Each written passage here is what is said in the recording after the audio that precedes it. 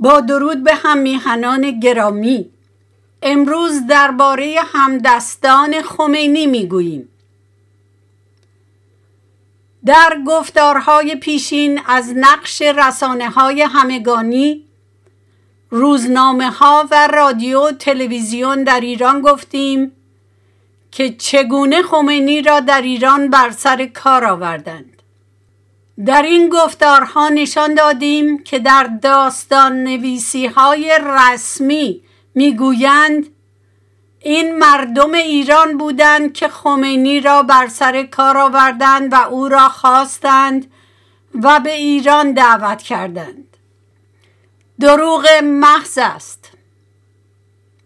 خمینی در کنار روزنامه‌ها و روزنامه نگاران و دیگر رسانه‌ها همدستان و کمک رسانانی میان ملایان و در پهنه سیاست در ایران داشت و امروز می‌خواهیم درباره همدستان سیاسی خمینی بگوییم و بررسی نماییم.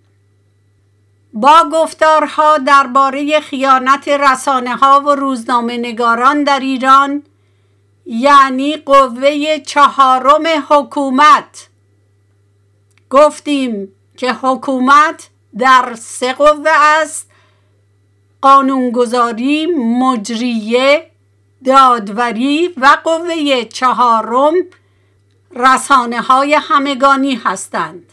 قوه 4 رسانه‌های همگانی.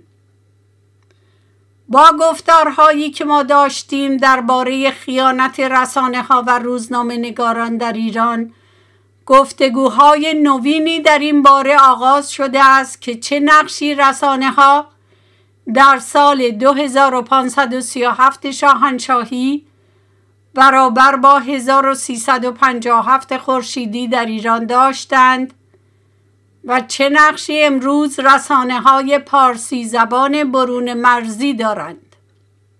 همان کسانی که در روزنامه‌های کیهان و اطلاعات و آیندگان قلم به دست داشتند و تصمیم می گرفتند که چه نوشته و چاپ شود، چه حذف شود و دیگر چاپ نشود، امروز در رسانه‌های پارسی زبان برون مرز نشسته‌اند و به مردم ایران دیکته می کنند که چگونه باید بیاندیشند و فکر کنند و چه باید انجام دهند و یا انجام ندهند.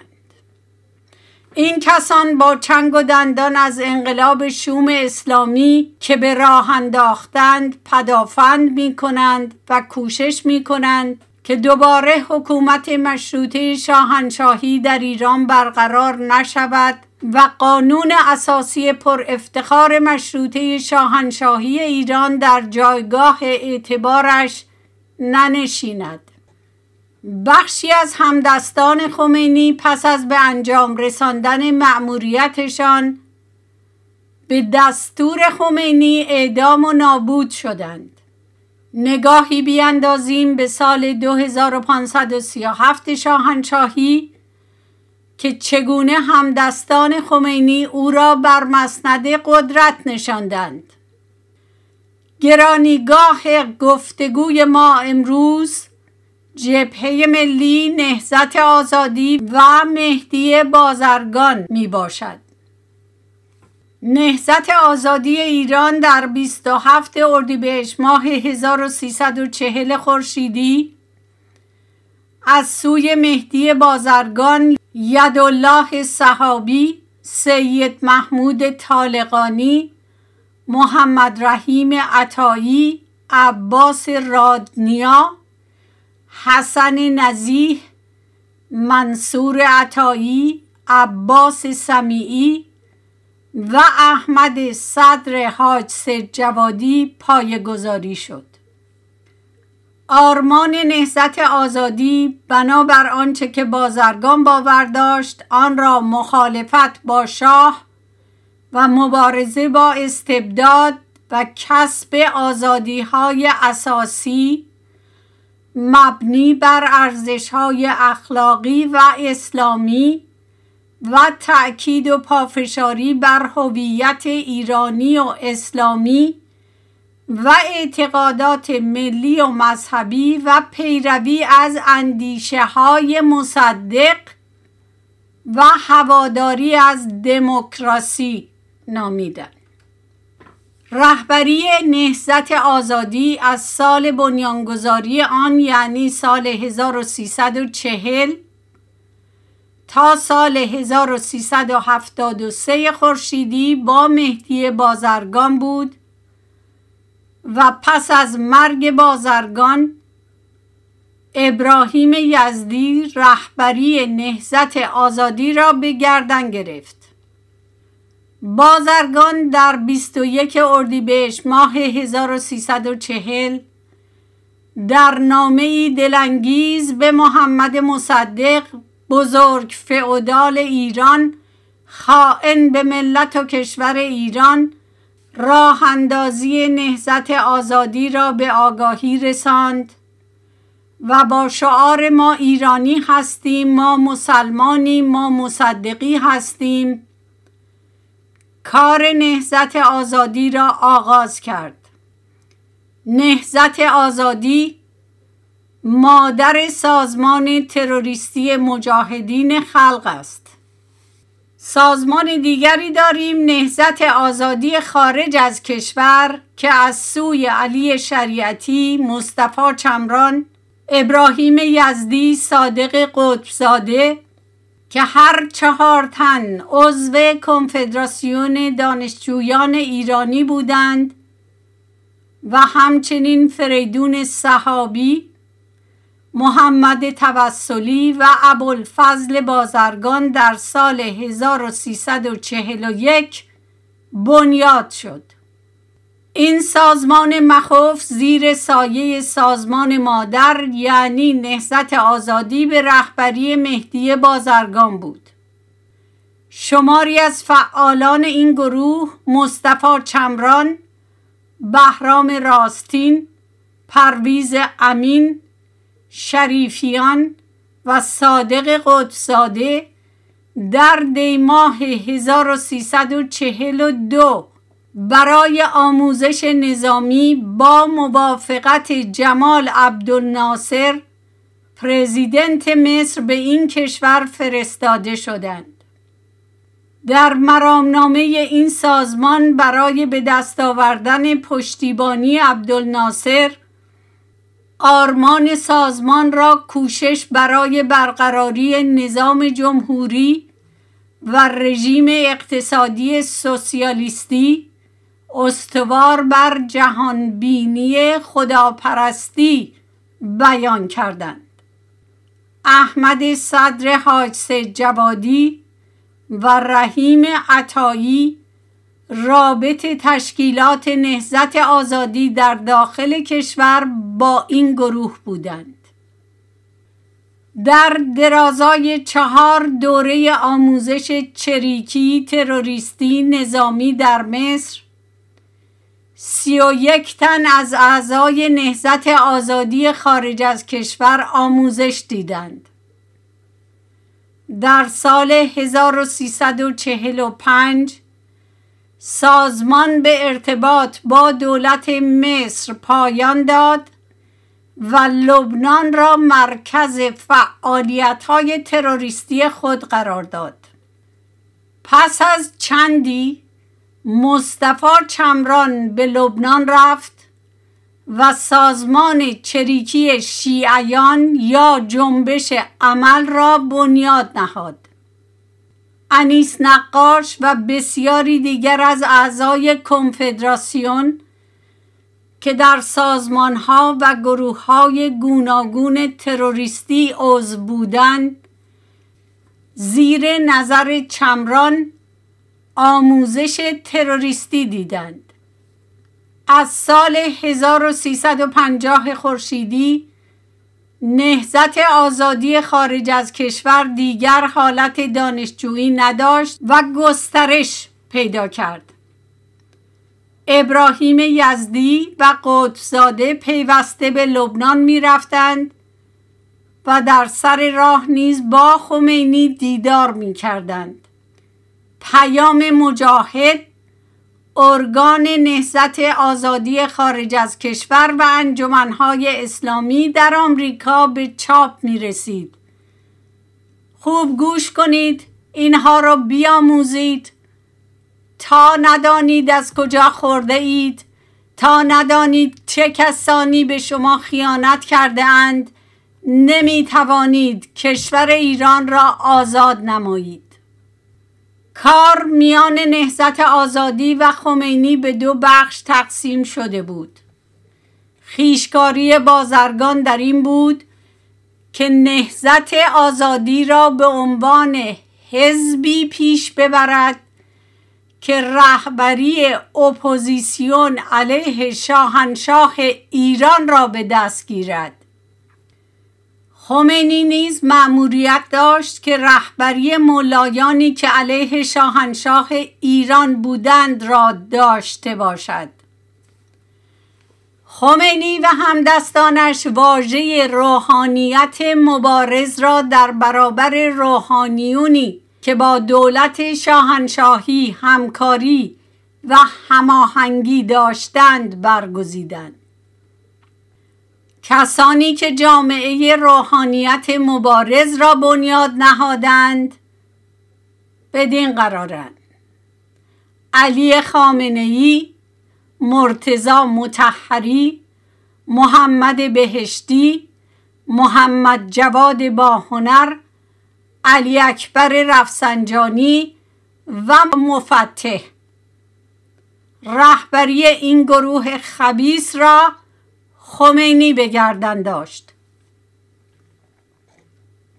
با این واژگان روحانیت مبارز یک طبقه نوین ملا ایجاد شد که خویشکاری پایه‌ای آنان این نبود که در مسجدها بالای منبر بروند و از اسلام بگویند، بلکه برای اسلام سیاسی پروپاگاند کنند و آن را به اجرا درآورند و پیاده کنند.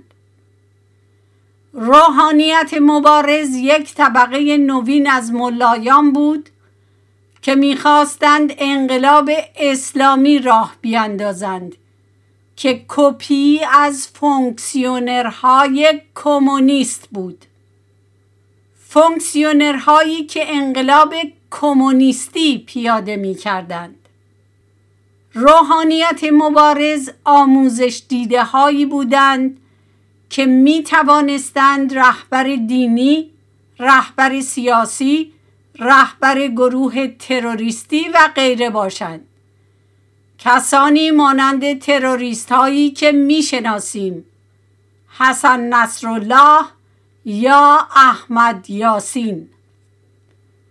در ایران خویشکاری روحانیت مبارز این است که انقلاب اسلامی را زنده نگاه دارند و توجه کنند که ارزش‌های پایه‌ای اسلام مانند حجاب سفت و سخت بر جای بمانند.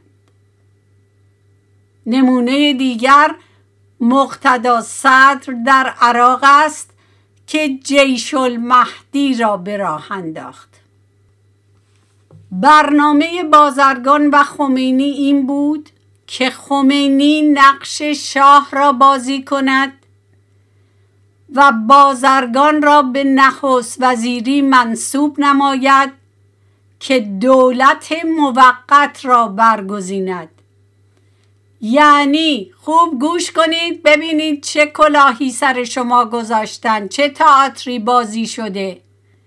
یعنی شاهنشاه ایران که ریاست قوه مجریه بر پایه قانون اساسی مشروطه شاهنشاهی ایران با اوست، نخست وزیر را برمیگزیند و نخست وزیر کابینه و برنامه اش را می آراید تا به مجلس شورای ملی معرفی نماید.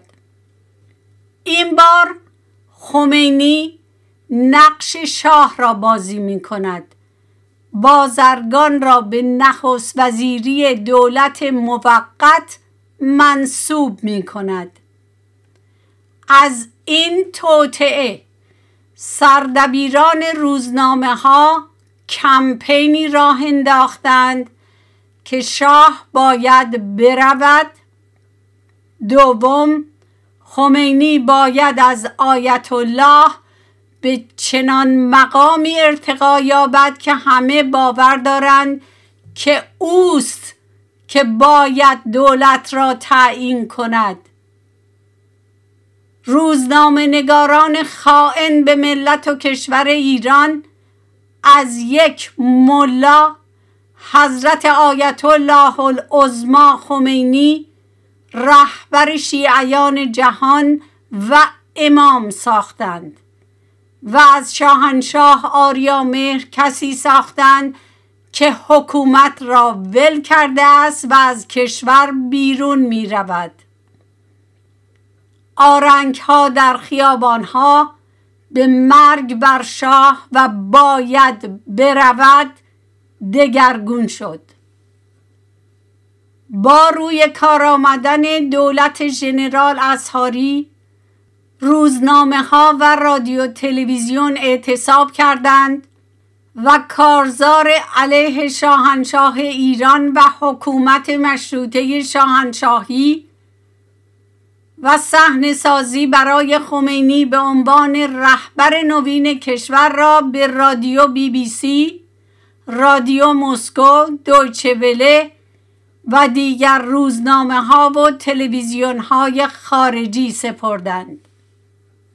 پس از آنکه ژنرال اصحاری کناره گرفت و روشن شد که شاهنشاه آریامهر از کشور خارج می شوند، در روز 16 دی ماه خمینی به روزنامه ها دستور داد که اعتصاب را بشکنند و روزنامه ها دوباره به چاپ مقاله هایشان ادامه دهند تا ملت تکلیف خود را با دولت غیرقانونی روشن سازد.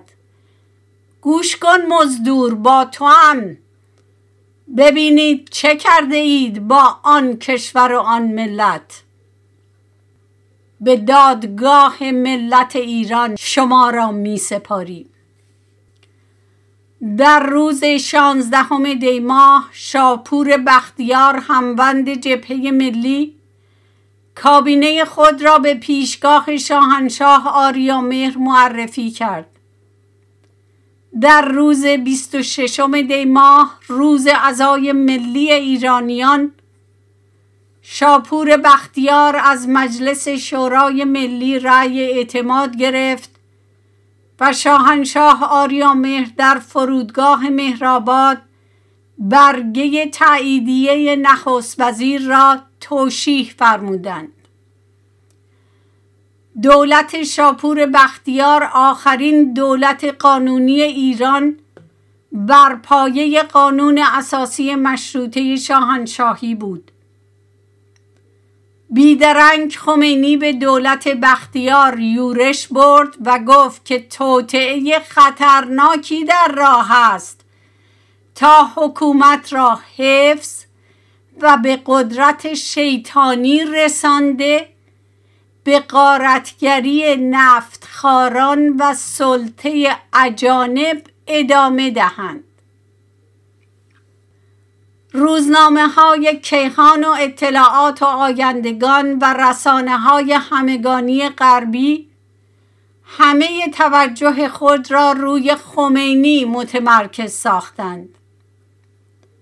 اینان بودند که این آخوندک را بزرگ کردند و به جایگاه شاهنشاه ایران رساندند. بر پایه قانون اساسی مشروطه، در نبودن شاه در کشور شورای سلطنت تشکیل می شود.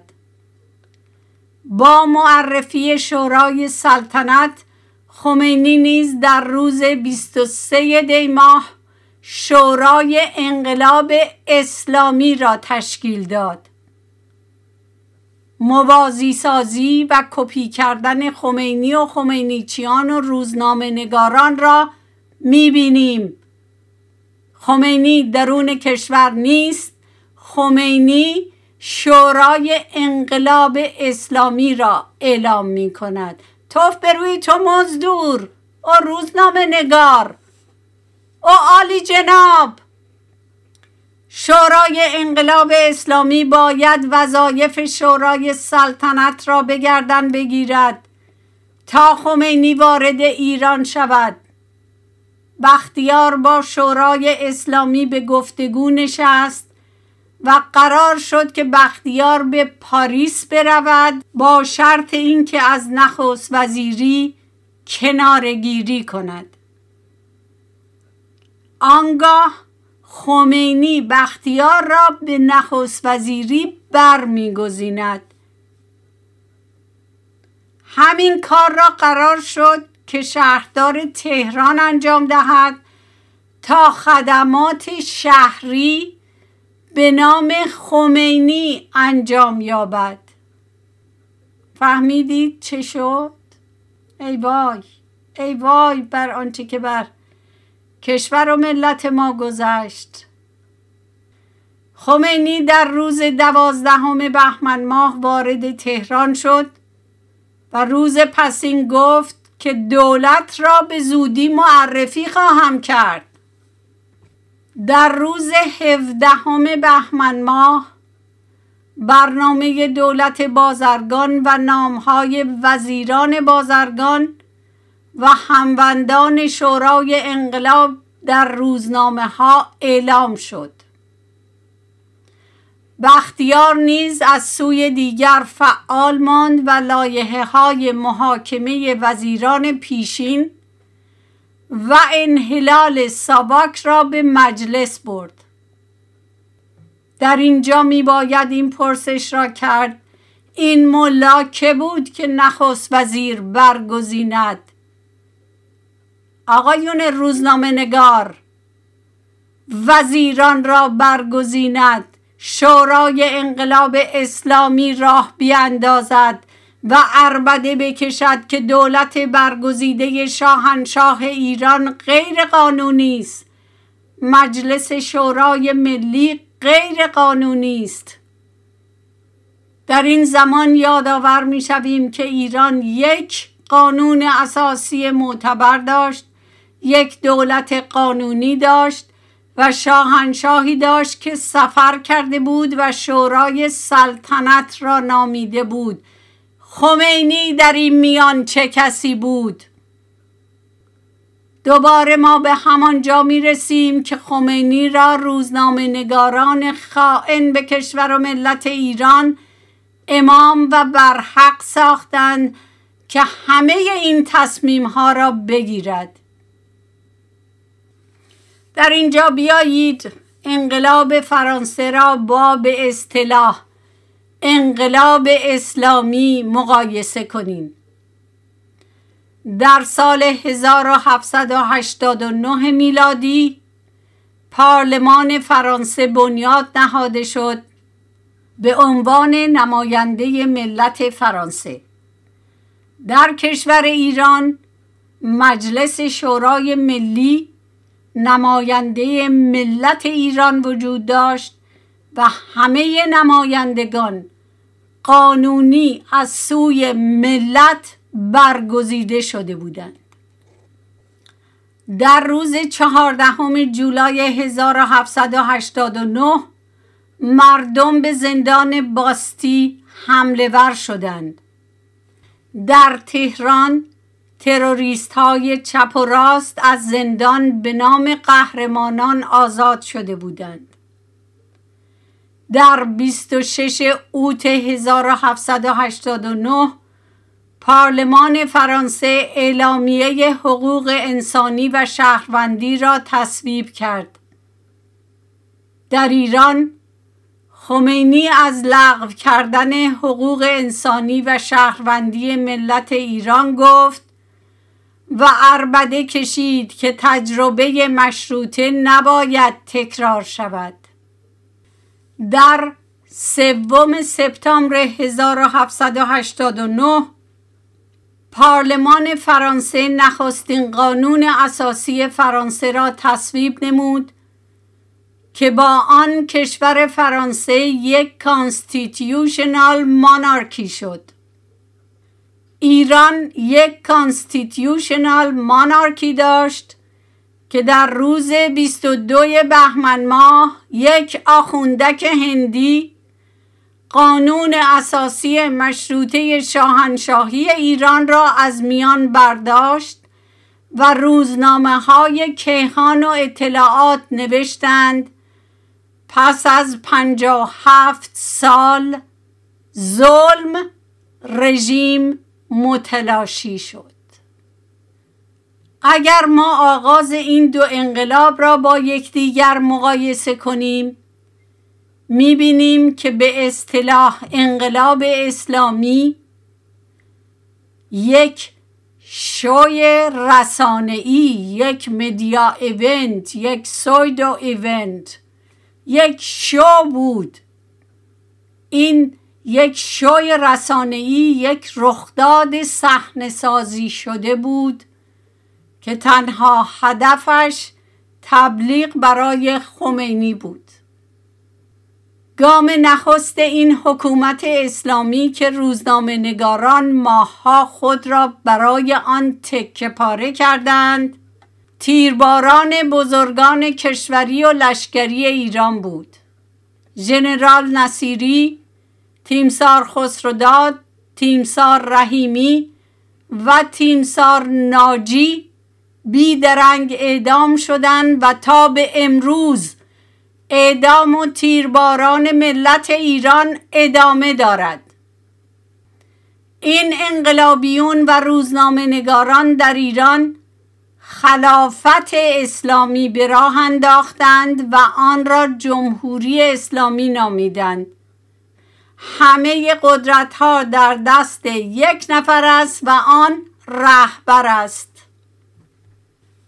این ژورنالیست های خائن بی آزرم و بی وجدان کارشان را در برون مرز با شبکه های تلویزیونی و رادیویی با پول بیگانه ادامه دادند و چهره هایی را به عنوان کارشناس و اپوزیسیون در برنامه هایشان آوردند، با آنها مصاحبه کردند، بزرگشان کردند، دوباره به عنوان رهبر اپوزیسیون، رهبر گروه، رهبر حزب به مردم ایران فروختند. ملت ایران این حکومت سفاک اسلامی را رد می کند و نمی خواهد. فضای مجازی پر از فرتورها، ویدیوهای اعدام و کشتار و تجاوز به حقوق زن و مرد و کودک و پیر و جوان ایرانی است.